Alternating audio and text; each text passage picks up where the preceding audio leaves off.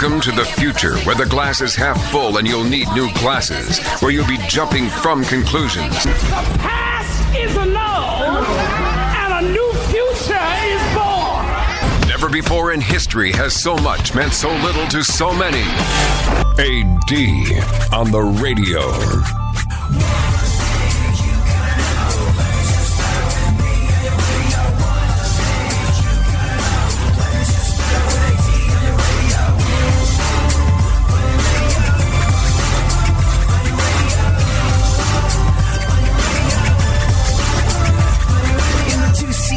It's you and the senorita. Woofer blowing up the tweeter, cause it's me up in the speaker. Knocking the mama seat top down like a player. And the sound up in your ears, it is the dopest rhyme say. Running game like a cheater. So the tinfoil hat crowd is going crazy with the death of Antonin Scalia.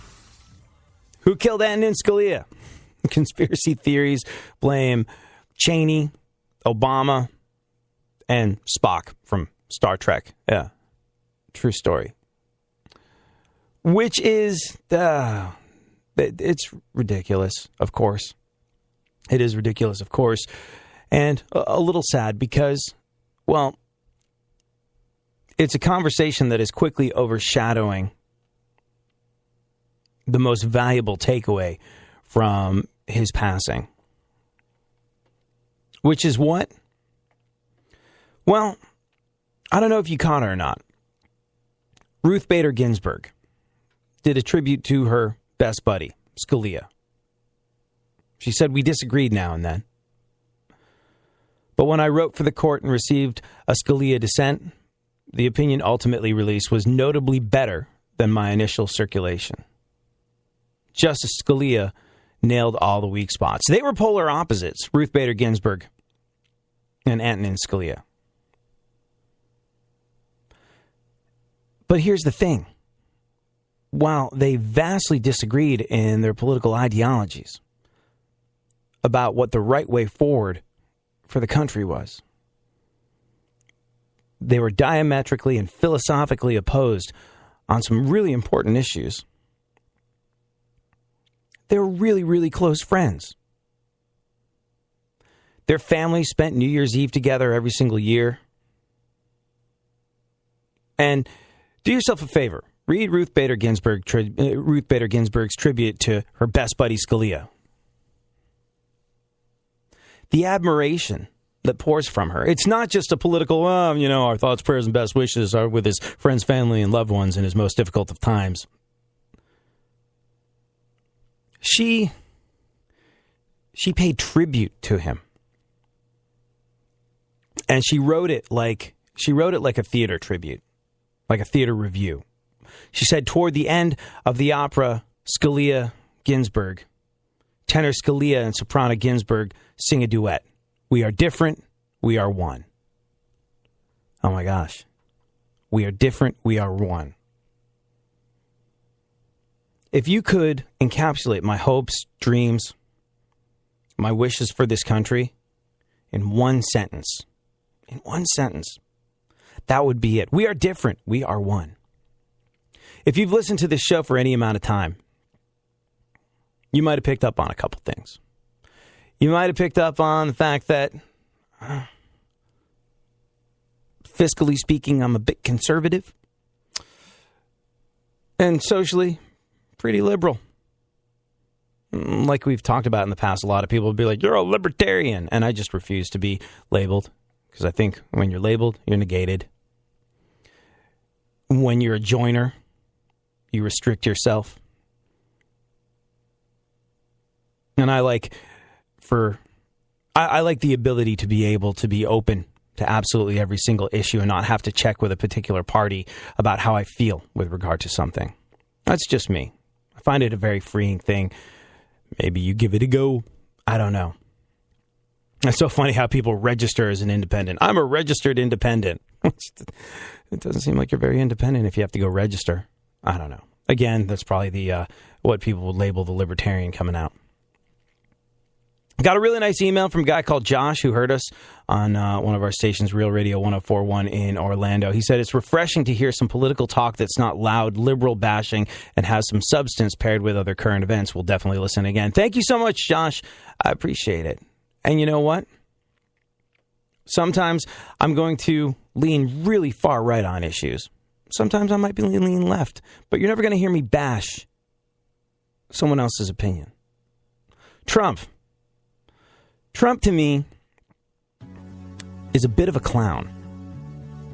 Yet some of the smartest, brightest people I know, some of the best people I know, have it as their deepest hope and dream that this guy is going to be elected. And I would remind you, when you are hearing an opinion that doesn't mirror your own, that Churchill once said, courage is what it takes to stand up and speak. Courage is also what it takes to sit down and listen.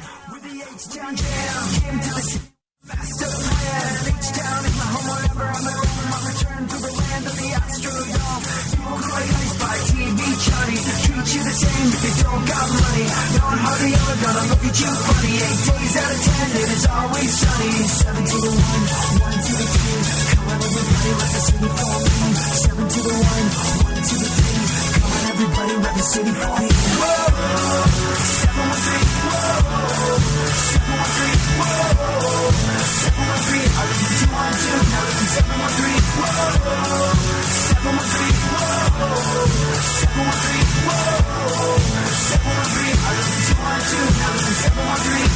Podcast kid from the 212. New York City so gritty, I'm steady coming at you. But I got that south of my mouth, I immigrated, I made it. And in the age I can shine, and NYC I was faded. New York to H-Town is a move I made. East Coast to Third Coast, and I'm glad I stayed. New York, that's where all my dues were paid. But now in H-Town, I got it made.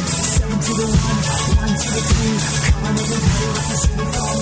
7 to the 1, 1 to the 3. Come on, everybody, rep the city for me. Whoa! 713, whoa! 713, whoa! 713, I live in 212, now live in 713, whoa! 713, whoa! 713, whoa!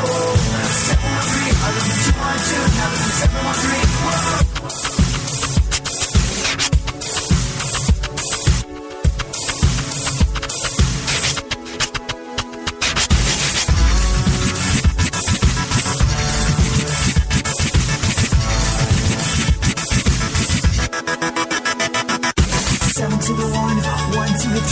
Come on, everybody, rep the city for me. 7 to the 1, 1 to the 3. Come on, everybody, rep the city for me. Whoa, 713, whoa, 713, whoa, 713. I live in 212, now live in 713, whoa, 713, whoa, 713, whoa, 713. I live in 212, now live in 713, whoa, 713, whoa.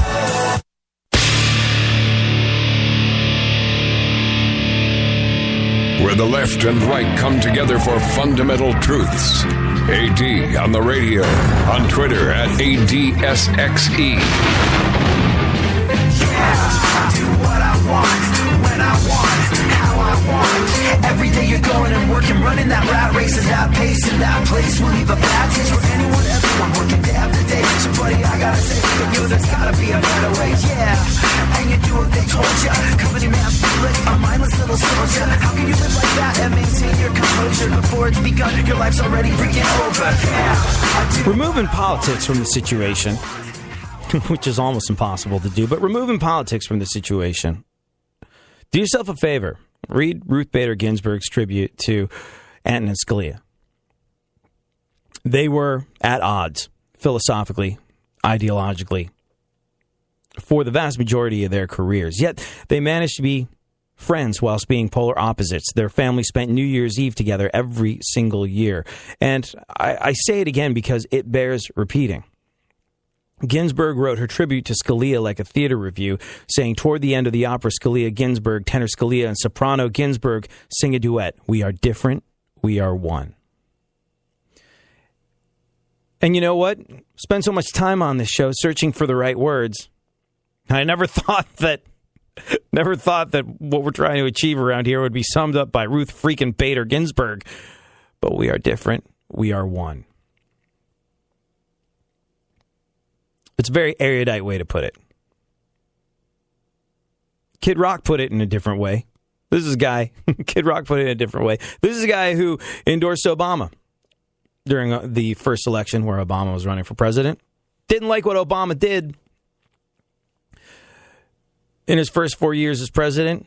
And so he was like, I'm throwing in behind Romney this time out.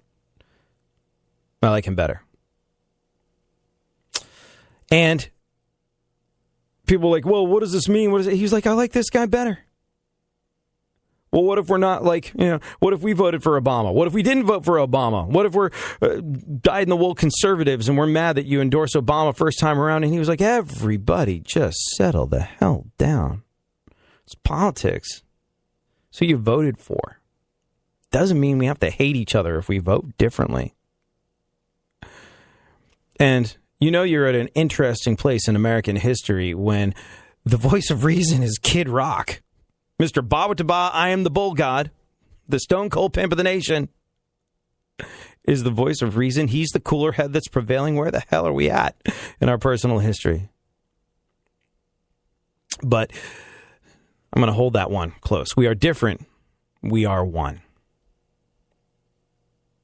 And I think that's what we're trying to get to on this show. And I thank you so much for joining me. Joining the conversation at ADSXE is where you can tweet me. At FunkFM is where you can get a hold of super producer to the stars, Barry Funkhauser.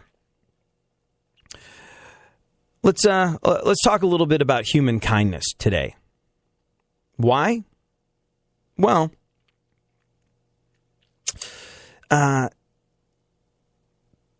isn't it like Human Kindness Week or do something nice for somebody else week, Funkhauser? It's National Random Acts of Kindness Week. Have you performed any acts of kindness this week, Funkhauser? Yeah. I don't really keep track. I'm always trying to stay kind. You don't need a special week to be kind. You're just an awesome guy at all times. Well, Random Act of Kindness Week is a great thing for people like me who... Do you have this problem? Everybody I know, people that tend to be attracted to shows like this one tend to have this problem where you love mankind, you love humanity, you love humankind, you just hate people. It's just like you want the ball of humanity to be kicked further down the field every single day, and you want to be an intrinsic part of that ball being kicked further down the field. But God! Most of the people that you meet on a regular basis just deserve a bitch slap based only on their shoes. I have that problem. Love humanity, love humankind. Hate people. Hate individuals. So, unlike Funkhauser, who can keep his heart open and pure at all times, I need the occasional reminder that a random act of kindness is a good move. And this is Random Act of Kindness Week, so I'm going to be going over some of the most obvious random acts of kindness that we can act upon. Yeah, what do you do? Do you let somebody show. Go and at a four-way stop sign, stuff like that? Why do you always default to letting someone go in traffic? Like, whenever we talk about your time that you spent in Portland, you're like, man, so nice. You get to a four-way stop sign, and everyone's like, go ahead, go ahead. That's when I was at my angriest, when I'm in traffic. Oh, really? Yeah. That's where you see real humanity come out, in traffic. People are trying to get somewhere. That's where I get it all out. Like, on the commute in, like, I roll up the window so no one can accidentally hear me, and I let people know what I really think of them at the top of my freaking lungs. Millhouse, my puppy, is in the back seat going, what the hell is wrong with Dad? This is not okay.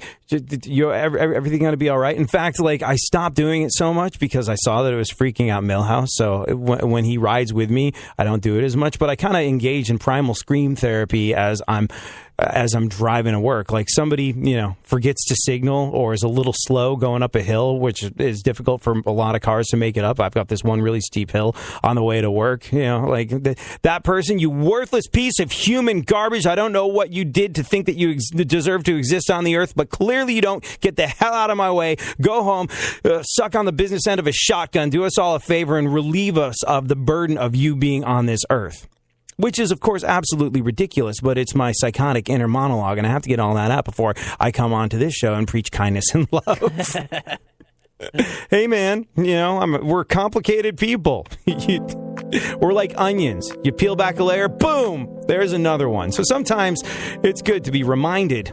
It's good to be reminded that a little act of human kindness is a good move, and we'll talk about the most popular ones right after we do the news. It's all next. Thanks so much for hanging out. Make that horrible thing that you so laughably call music. That's not what the word music means. That's not how you use it. You gave it a shot. You tried your best. Your best just sucked without enough. So hang it up. Just give it up. It's time somebody let you know that you will never be good enough. You will never be one of us. You will never be good enough. You know why?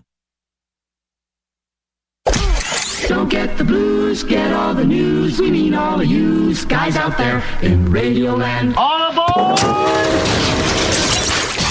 He's back. AD on the radio. Give it up, yeah. Give it up, yeah. Bring this on, bring this on. Come on, come on. That's the way you do what we do. That's the way you do what we do. That's the way you do what we do. You do what we do. You do what we do. That's the way you do what we do. That's the way you do what we do. That's the way you do what we do. You do what we do. You do what we do. Well, it's a new one. Here I come again, coming again, taking it back to the place where I'm picking up the pen. And before I started, it's already a killer. When you know that. So, being kind is a good move at all times. What's the old expression? Everybody's fighting a battle you know nothing about. So always be kind. And man, it really is the best move that you can possibly make when you're in doubt. Be kind. You really don't know. And you know what's interesting about kindness is there's some sort of chemical reaction that happens in your body when you are kind. Some sort of, I think it's, I want to say it's oxytocin, that stuff that is responsible for a mother's love, is released when you do something nice for someone else. And it's released in you, and it's released in them. And you know what? If you see an act of kindness take place, like, say you help a little old lady across the street. She's going to feel good, you're going to feel good because of the release of this chemical, oxytocin. But if you are just standing on the sidelines and you see someone help that little old lady cross the street, the same chemical is released in you, and you're probably going to go do something nice. Not only are you doing something nice for yourself when you're kind and the person that you're being kind to, but the people that see it, it's a good look for them, and kindness is contagious, it's infectious, and it's a good way to be, and we forget that sometimes.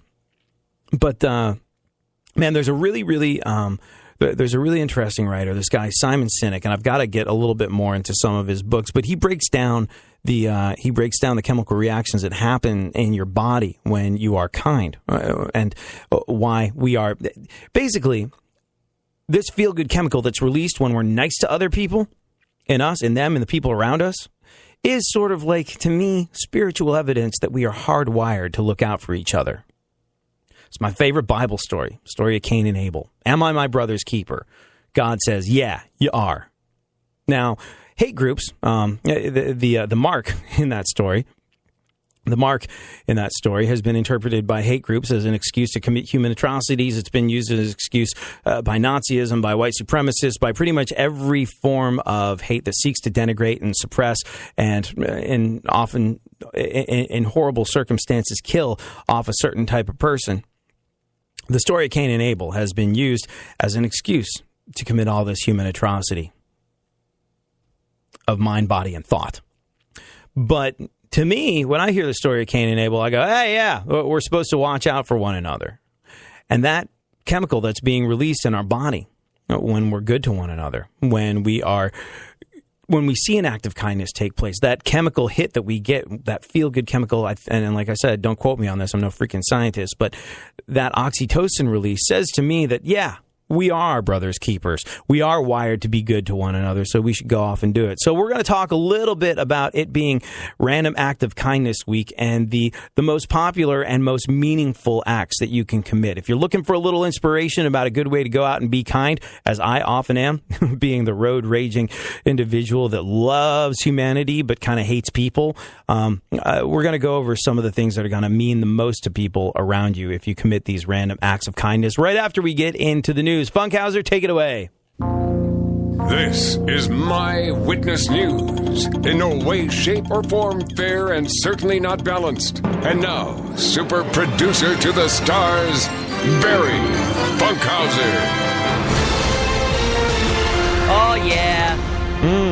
How are you today, Funkhauser, and what is going on in the world? I'm doing okay, man. It's a heat wave over here, and the air conditioner's working. So there you go. Did you, Funkhauser took his sweetie pie, Canadian Jane. He's doing his best to further international relations by seeing a Canadian naked whenever possible for the last 6 months. And he went away on his Valentine's / 6-month anniversary vacation this past weekend and did an Airbnb thing. Now, did you leave them a review? Did you leave the Airbnb folks a review on Yelp or wherever you're supposed to? I did. I did. Would you like to hear it? Was it a good one? You know, everything was great. 5 stars, blah, blah, blah. Oh, you gave him 5? Yeah. Why not? I mean, nothing crazy happened. There you go. I'm not gonna have... Okay, so, like, there was one funny thing that happened. Like, as I was reading the reviews before I went, somebody gave her, like, 4 or 3 stars because her house isn't capable of living longer than 2 or 3 days because it doesn't have an iron. Somebody wrote that in the review.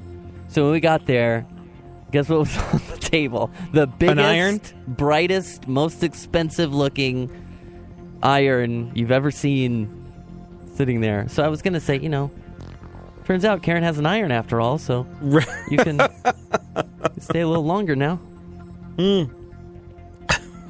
So no, I just kept And this simple. is like walking distance from Pacific Beach in San Diego, California. It's a beach community. Yeah. How often do you think folks that go to PB like to iron their clothes? Have clothes that need ironing. Now, if you need like a vomit scraper for your clothes, that would make a whole lot more sense based on the behaviors I've witnessed when I've been in Pacific Beach. Having something to clean mom's spaghetti or sort of like gross. Yeah, off of your shirt after you hork it up after an evening of chug, chug, chug, as often is the want in Pacific Beach. Then that would make a little bit more sense. I mean, like, did you party? Did you go out and did you party? Did you have that good old Pacific Beach woohoo time? Shots. No. I mean, we went to a place for sunset. We rode some bikes at night. Mm-hmm. And then we called it a night at like 10, 9, something old like that. Pacific Beach is a great place to go on vacation, but like for those that don't know, I kind of split my time mostly between sort of Houston, Texas, and San Diego, California for the stations that I work for. And when I was first looking into getting a place in San Diego, in Houston, I have, like... It became abundantly clear very quickly when I got here that my place in Houston, I wasn't going to find anything like that here for under, like, all the money in the world. Like, no amount of blood or any other bodily fluids that I could sell would allow me to live when I was here the way I was living when I'm in Houston. So people were suggesting places to live. I kind of had some idea, and I was, like, looking at getting myself a pad. Bear in mind, I'm not going to be there all the time. So people were like, oh, you should live in Pacific Beach. I was like, all right. I went and took a walk to Pacific Beach, and the people were like, did you check out PB? I was like, do I look like a 23-year-old that really, really wants herpes? What the hell were you thinking sending me to that place? And that's basically what it is. It's young, fun, man. Sand. It's young, drunk, probably diseased, but still very attractive people running around the beach half naked and completely obliterated out of their mind. And I was like, no, I will not be doing that. And there's like, before I went and looked at Pacific Beach, I was like looking at prices. I was like, oh, here's a place that's like, wow, this is like $1,000 a month. And it's walking distance to the beach. That doesn't sound bad. And it's basically someone who's willing to live in a broom closet. Like, seriously, like we've got this kind of like large-ish closet that we've managed to put a bed in, and that can be yours for $1,000 a week. And you'll mostly be sleeping on the beach anyway, so this is just a place to put your flip-flops, and and that's it. But it's good times. The beach there is beautiful. I bet you had a great time checking that out. You gotta ignore all the people. It's just, there are beautiful people to stare at, and there are things to do, and it's mostly 72 and sunny all the time. Mm-hmm. So just take it in, We rode our bikes all the way to the carnival side of it. There's another beach next to it with a carnival at it. Mission Beach, yeah. Mission Beach with a roller coaster. Yeah, if you're ever planning a trip to the West Coast, go to San Diego. Yeah, it's known as America's finest city for a reason, and that's not just because I'm on the air there. All right, let's get to the news. Not a sponsor.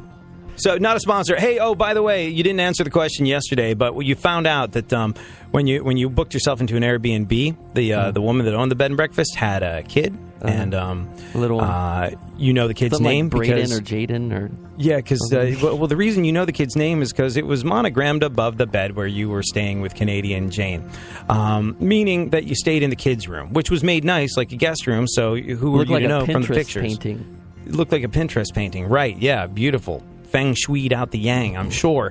But you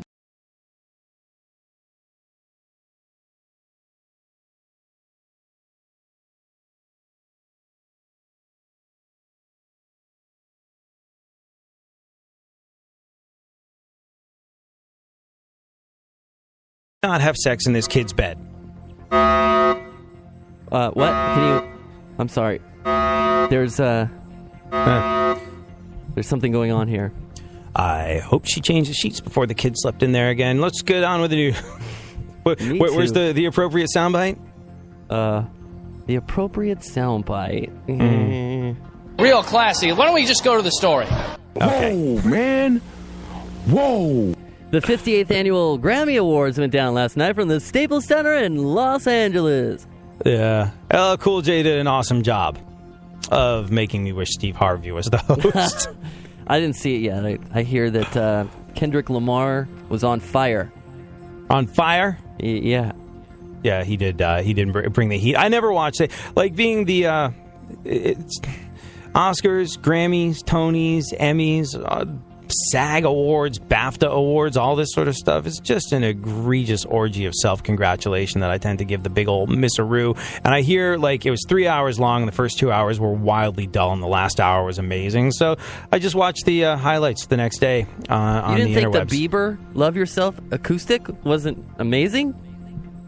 Well, you know, a lot of people were like, it's a showcase of the best talent in the music business. And I was like, yeah, also Justin Bieber.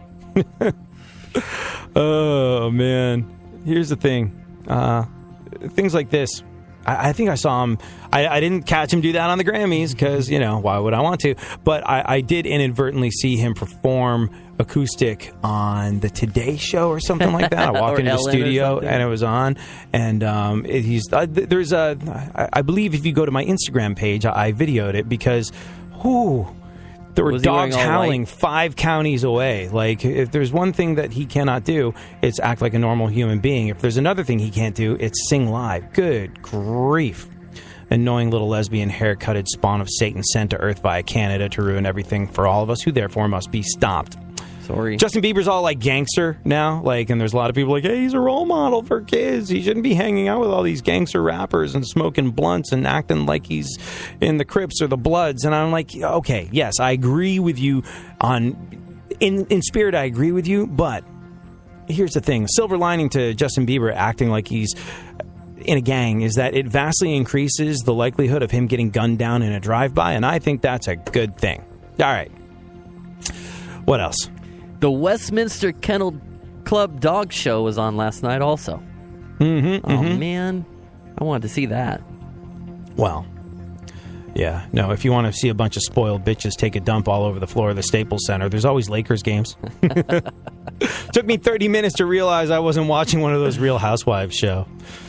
Hey, did you see that Taylor Swift's red carpet date for the Grammys was Selena Gomez? No. Oh, I did see that, actually. Yeah, I did. Hold on. Yeah. Let me think about it. Yeah, picturing. Sorta. Picturing. Sorta? Picturing. Yeah. Eh. Oh, there it is. A lot of people wonder if this means her relationship was in trouble. The fact that she showed up with Selena Gomez as her date. But her publicist says no. Everything's good between Taylor and her cats. Go on. Kanye's tweeting up a storm, man. Oh?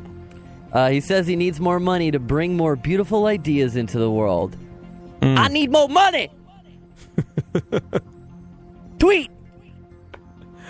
You mean like making out with Kim Kardashian on a motorcycle in front of a fake background while your worst record plays? Yeah. Thank God there's going to be more of that. Fantastic. Once again, putting the twit in Twitter. Kanye West, everybody. Go on, what else? Thank you, Adidas, for supporting my creative vision. I could read. That's how I read Kanye tweets in my head. Kanye West asked Facebook founder Mark Zuckerberg on Twitter to invest $1 billion in his ideas. $1 billion. Look for Zuckerberg to turn him down on Snapchat. One more piece of news. Tyra Banks and her boyfriend welcomed their first child. Yeah, Tyra Banks has successfully reproduced. You can see pictures of the baby on Giant Facebook. It's funny because she's got a huge head.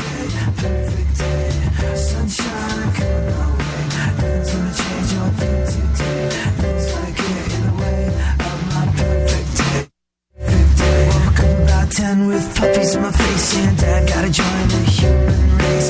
Time for a yawn and a stretch and a walk, you see.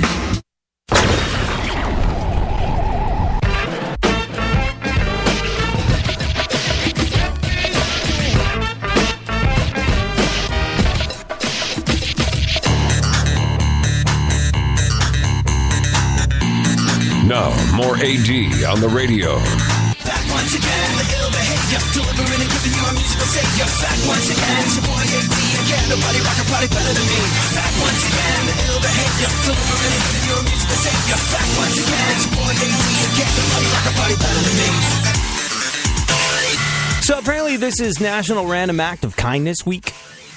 And, well, bearing in mind that we want to push the ball of humanity further down the field, and random acts of kindness can really, really brighten someone's day. I found this list of the most meaningful acts of kindness that you can take part in, and things that are going to make people feel good, make you feel good, make other people around you feel better when you commit them. And we'll talk about that as soon as we finish up the news. Funkhauser, what else is going on in the world?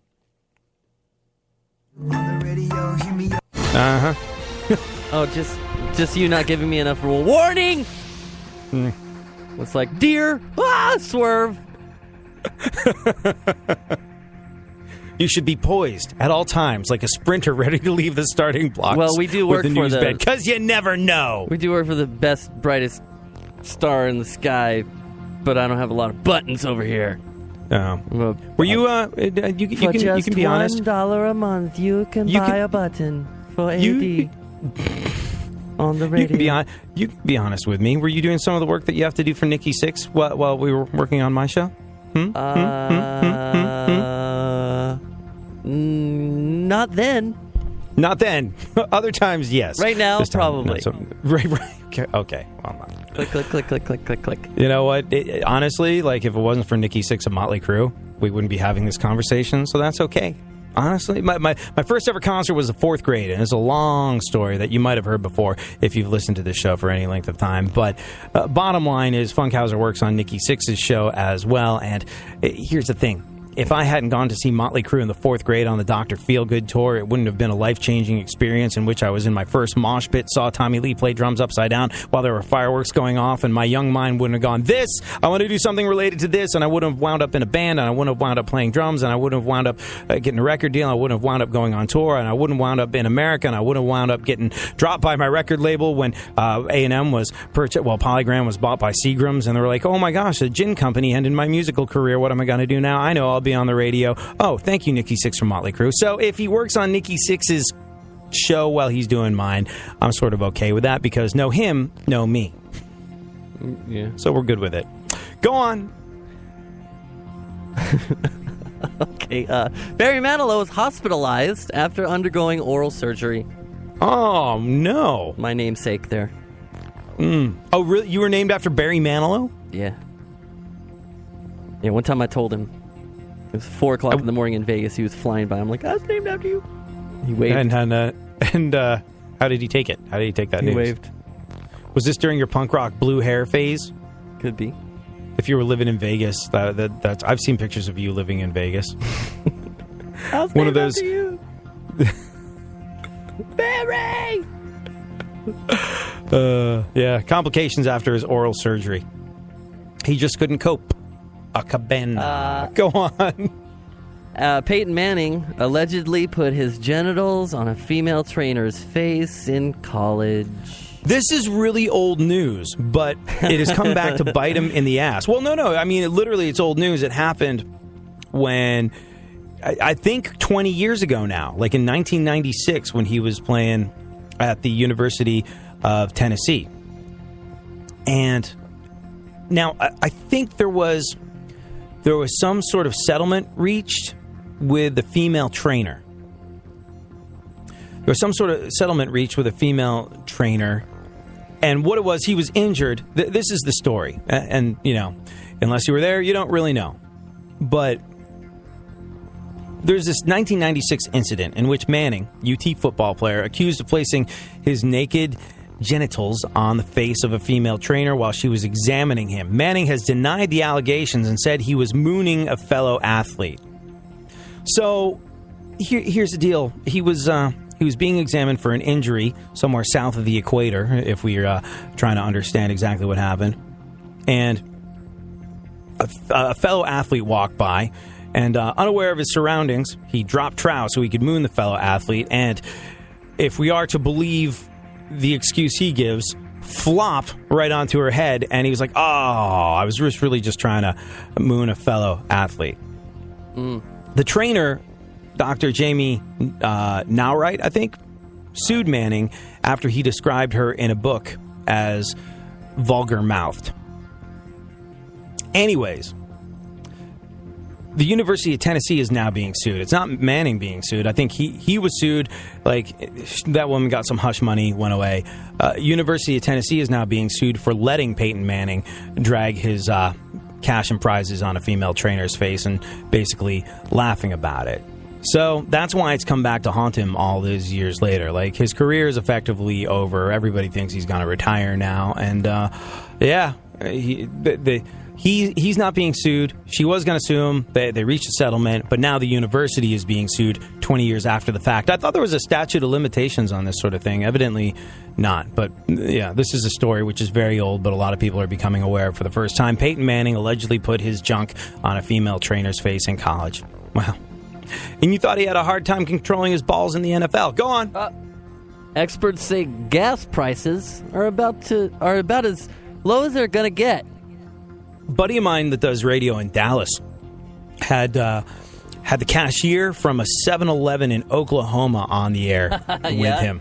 Yeah. And the reason why was because they had the lowest gas price in the entirety of the country. $1.08, I think it was. $1.08 a gallon. Let's go. And so, yeah. Experts are saying gas prices are about as low as they're ever going to get, which is one thing they have in common with this show. Please continue. The FBI confirmed it's investigating Hillary Clinton's private email server. For more details, tune into Fox News for the next 400 years. Do you think Hillary's done? Like, I mean, it's so funny. If you cast your mind back to this time last year, or maybe a little bit before that, but if you cast your mind back to a while ago, it was a lock. It was going to be President Hillary Clinton. People that I spoke to on the left and the right agreed. No matter what happens, no matter what candidate emerges, it's going to be President Hillary Clinton. And if you're like a lot of people, now you're not so sure. It's interesting to see how the worm turns. And a federal investigation, that's no joke. I mean, unless you're a slimy politician and can weasel out of it, then I guess maybe it is a laughing matter. You and I, we wouldn't know.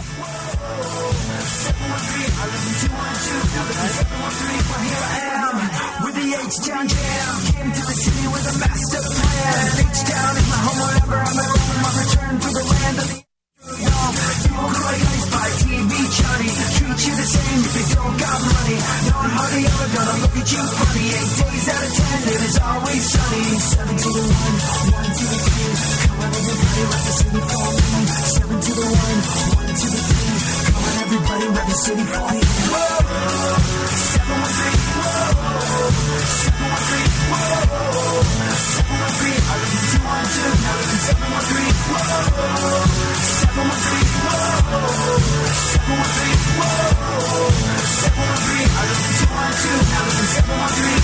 Podcast kid from the 212. New York City so gritty, I'm steady coming at you. But I got that south. There's something happening here, and you should know what it is. The Dumbing Up of America. Now, more AD on the radio.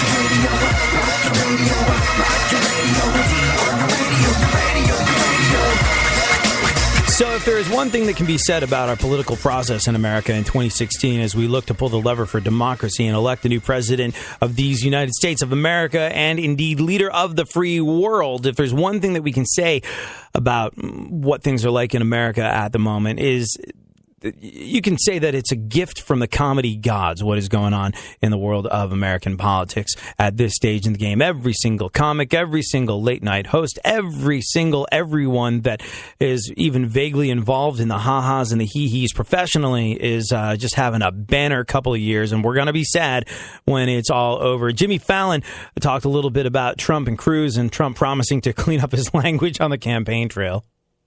Here's the latest on the election. Donald Trump just promised that he will no longer use foul language on the campaign trail.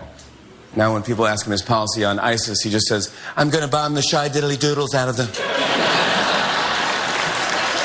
the way to do it. And during a recent rally in Louisiana, Donald Trump actually autographed someone's baby. You see that? Even crazier when he handed the baby back to the parents, he said, congratulations, your baby's worth 3 times as much now. Interesting. Meanwhile, Ted Cruz's campaign pulled a recent attack ad after it came out that one of the actresses in the ad had also appeared in some softcore porn films. Yeah, I feel so bad for that actress who now has to explain to her parents what she was doing in a Ted Cruz ad. And I don't know what I needed the money. Yeah. Work is work. Work is work. Work is work. You've worked with people in the adult entertainment world, haven't you? Yeah, and people in the normal world who've done, some cameos. Have you ever come across this woman before? No, I don't think so. What's her name? Well, I can't remember her name, but I heard her name somewhere. Amy something or other. I found her on Twitter. There's pictures of her hanging out with Ron Jeremy. And apparently she only did, I said hanging out with Ron Jeremy, not with Ron Jeremy hanging out. But, I was just wondering. I was like, I wonder if Funkhauser knows this woman. I wonder if we could get her on the show. No, she's definitely having her 5 minutes. Might be able to get her on her show, but... No, she's in Vegas, I think. I think you used to live in Vegas. Maybe, seriously, I would be very surprised if your paths hadn't crossed at some stage in the game. All right, then. So, kindness. When in doubt, always default to kindness. It's a rule I try and live by. And you know what? It's not an easy rule to try and live by. As you and I discussed earlier in the show. Love people. Love humanity. Love humankind. Can't stand people. On an individual level, 9 out of 10 people that I meet, I feel deserve a smack, and I feel like I'm the one to give it to them. I really do. Of course, you can't do that. That's socially unacceptable to be like Skechers, Adidas, and Adidas only.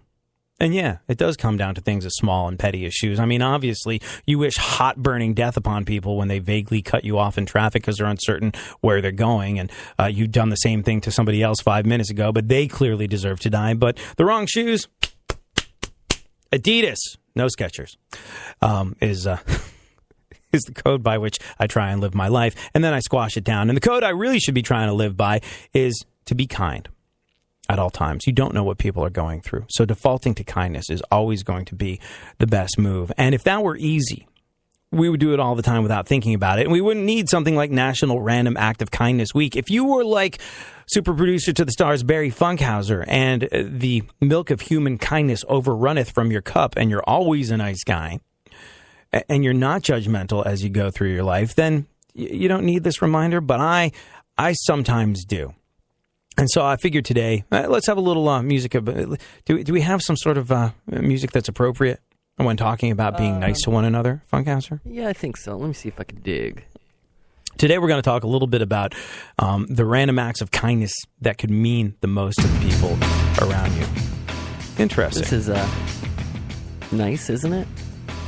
No, this sounds like Slice and Dice. This sounds like music to do it to in the 90s. Hear that drum sample, that drum loop? That is John Bonham, When the Levee Breaks, and that is one of the most really? sampled drum loops of all time. You know why I say it sounds like it's music to do it to in the 90s?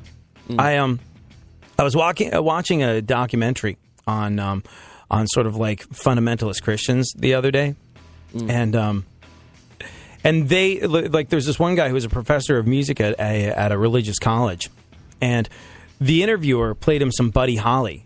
And he was like, what do you think of music like this? He's like, oh, yeah, I'm good at blocking that sort of thing out. But here's the thing. We don't believe in listening to that. And I was like, and the guy was like, why? It was a song called Everyday by Buddy Holly. Beautiful, sweet song. And no, keep that music up, Funkhauser, because I'm going to make a point here. And he was like, well, ultimately, it's the backbeat. Now, for those that don't know, a backbeat, music, a lot of it tends to be in 4/4. 1, 2, 3, 4. And the 2 and 4 is where the snare drum hits. That's called the backbeat. And he said, you hear that 2 and 4, that backbeat this Buddy Holly song has? I'm almost reticent to even talk about it. But backbeat, the 2 and the 4, where the snare drum hits in music, that has to do with sex. And that's not something that we want to do or be a part of at this college. I was like, wow, there's people that go through life in a manner, and I'm not knocking it, different strokes for different folks. I'm pretty sure there's not a whole lot of stroking going on in that particular college. Or if there is, you think it means you're blowing it with God. But different strokes for different folks. And I'm not here to knock anyone's belief, but I was like, wow. There's groups of people that think by hearing music with a backbeat, that 2 and 4 upon which all rock and roll is founded, and jazz and hip hop and just pretty much every kind of music that's come into existence since the year 1900 has that backbeat. And these are folks that feel like they're blowing it with God if they even hear any of that. And I was like, wow, that's such a. This is why it's always good to lead with kindness, because you never really know. You never really know what's going on in someone else's world. You never really know what part of their process is. And because you don't understand, because you're not in their head, because you're not walking miles in their shoes every single day, defaulting to kindness is always a super good move. Because there's people out there living their lives in ways that you cannot comprehend. Or at least I can't comprehend. The idea of this music sending me to hell is just so far beyond me. But if that's a real part of someone else's life, while I might not understand it, while it might not have anything to do with my life, I respect it.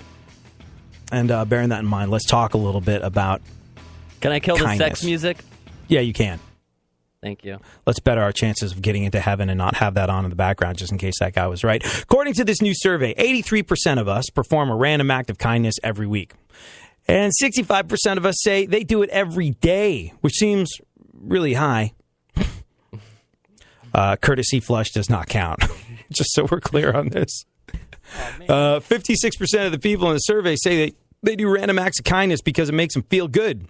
See, this is the release of that chemical we were talking about, oxytocin, that mother's love drug that your brain produces. It makes you feel good to be kind. It's an easy way to feel better about everything. And so few of us do it on a regular basis in an intentional way. 23% said it's because of their religious beliefs, and 16% say they do it because they believe in karma. And karma is just, man, every religion has its version of it. Casting bread on the waters, the golden rule, do unto others, all the above. And if you want to get in on it, these are the most meaningful random acts of kindness you can take part in. Giving a gift to a random person who seems like they need it. You ever done that, Funkhauser? Hey, I figured you needed something like that. Yeah. Yeah. All the time. It's good stuff, sorry, right? I forgot your sunglasses. Oh, yeah. Well, you know what? It's the thought that counts. Yeah. Now, this one takes some effort. Taking flowers to a random person at a nursing home. The nursing home one, and this is where my suspicious analytical brain interferes with doing something good. Because if you take flowers to a random person at a nursing home, Are they going to be cognizant and aware? Will they know? Like the random act of kindness, will they even appreciate it? What if you give it to the wrong person, the one that, is not really playing with a full deck anymore and doesn't understand it as an act of kindness? What if it's just more confusing to them than anything else? What if you upset them by offering them flowers on a day? So that one I'd steer away from. And I'm looking at this list going, maybe I need some adjustment because I can find concrete, visceral reasons for not doing most of these things. My suspicious brain doesn't allow me to commit these random acts of kindness. Hugging a friend when they don't expect it. See, me, like, I'm very much, hey, this is my bubble and I don't need you in it. So if somebody came up to me and hugged me randomly,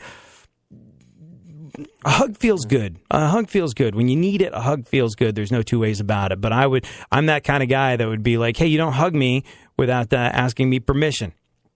And you don't go up and hug someone randomly. Who knows if that's going to make them feel comfortable or uncomfortable? What the hell is the deal on that? Would you randomly hug a friend when they didn't expect it, Funkhauser? That's how you get punched, man. That's how you get punched. Yeah. Yeah. Or that's how you get reported to HR. So, yeah. Be very sure. If you're going to act on that particular random act of kindness, be sure that it's an appropriate situation in which to hug someone. Have you ever paid for the person behind you when you're getting coffee? People love to do this. Hey, pay it forward. I'll pay. And this happened recently where sort of like everybody in line at a Starbucks on a Sunday when the line is around the block, everybody in line paid for the person behind them.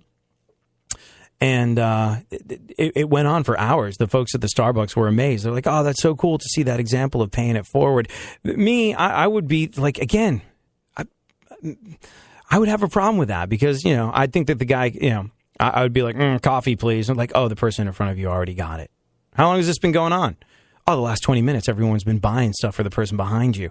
And I'd be like, well, that puts the onus on me to pay for whatever the hell the person behind me is getting. So I'd be like, okay, just get whatever they're getting. And I know the guy or girl behind me would be like, 1 protein box, 6 lattes. Like I'd wind up with a $53 coffee bill if human nature got a hold of that one and they decided to take advantage of a situation where everybody was paying for everybody else. That's my suspicious mind working. Is that wrong to go through life that way, Funkhauser? I think that's an East Coast thing. That's what you get for growing up in New York, or that's what you get for growing up in a big city like London or New York. You're just always kind of like, you like people, you like humanity, but you kind of go around with your fist always cocked, ready to yeah, exactly. You're always ready to take somebody out if they step to you in the wrong way. Like that is the way I go through life. Suspicious of people and ready to defend myself.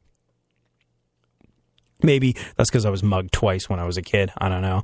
I do know this, though. I'd have a problem paying for the person behind me. If I heard their order first, then I would. But also, here's the thing. You're in Starbucks. Wow, I'm producing a very long argument to not be nice to people on Random Act of Kindness Week. Maybe I'm part of the problem. But, also, you're in Starbucks. Anybody that's paying for a $5 cup of coffee can get their own coffee. But the last one, I always do this. Leaving your waiter a big tip. I always round up. You know what? The difference between an appropriate tip for crap service or good service, to me, is like $2-3. But these people make a living off of their tips. And you know what? If I can brighten someone's day for $1, unless they were egregiously awful to me, I'll always leave the big tip. I don't know if any of these work for you, but maybe make an effort this week, as I will, as difficult as I apparently find it. Do some sort of random act of kindness. Get back to me on that one. Let me know how it felt. At ADSXE. Have an awesome one.